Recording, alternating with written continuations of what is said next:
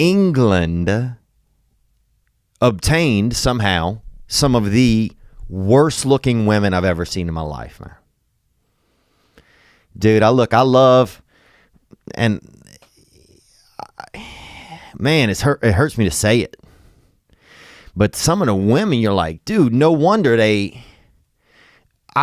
if those were the women I had to be around, visually, I would go around and enslave the rest of the world. They need a couple of bad bitches shipped in over there. It just, they just, dang. Some of the women, you're like, oh, dang, you a woman? Oh, man.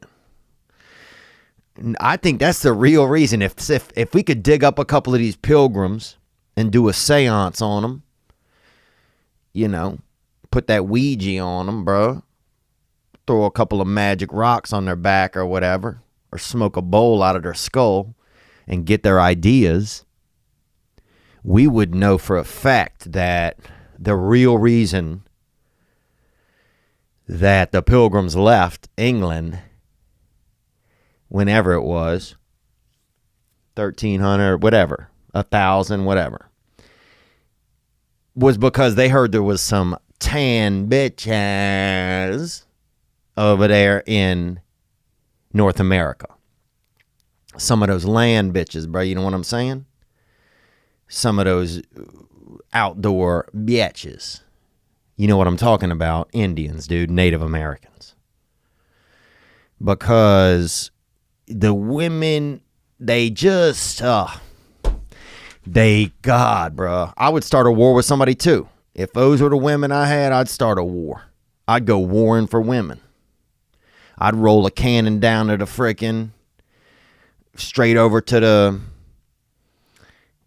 the females in a different country. And I'd fight anybody that wanted me to not have those women. Because these ladies, some of them, they're just, I can't even, they look kind of, I don't know. And then in Britain, the people, a lot of them real, and look, thank you guys. Thank you guys for coming out, Manchester. You guys showed out. And I started in Manchester, bro. And so in Manchester, I don't even know how the place got started. Probably this man, he just said, hey, I'm going to chill right here if y'all want to be here with me. And everybody was like, all right, Chester, bro, we'll do it. So, but yeah, the women, bro, they just little, they're all real kind of little. And their legs, they don't have, all their whole body seem to look like a butt. Their whole body seemed like a little, like a kind of a strong little butt. Like a little, like imagine if somebody had butt all over their body. They're just covered up in that freaking cheek meat. And when they walk, you'd be like, even when they wave at you, you just see that ass shake a little bit on their forearm everywhere. They smile and be like, dang, they got that smiling ass meat face. Kinda. And that's, how it was. That's what it was like over there.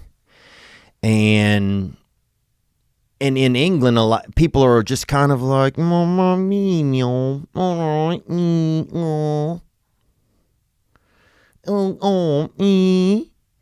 and everybody, I call them the white Japanese, man, because the British, they're very traditional.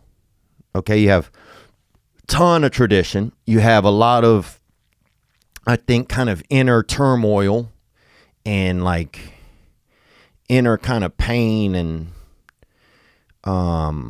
there's a lot of like family name honor, and they kind of keep things chill until they get drunk, and then they absolutely lose their shit and they turn red.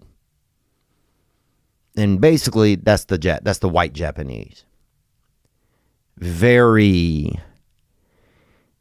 to me, they had that white Japanesey kind of feel. Like, I bet at night, secretly, a lot of British people put on karate suits. Because they know in their heart and deep down in their bone marrow where they are really from. And they are the white Japan. And everything is pudding. That's what they have for, I don't know what it is. You want the pudding. Pudding. Pudding, man. Blood pudding. Pudding. Yeah, the pudding. Pudding. Hey, mister. Mister Pudding. And some of the ladies look like they had about 7,000 servings of pudding, dude. And they just look like a pudding in a boot. I mean, damn, bro. And they have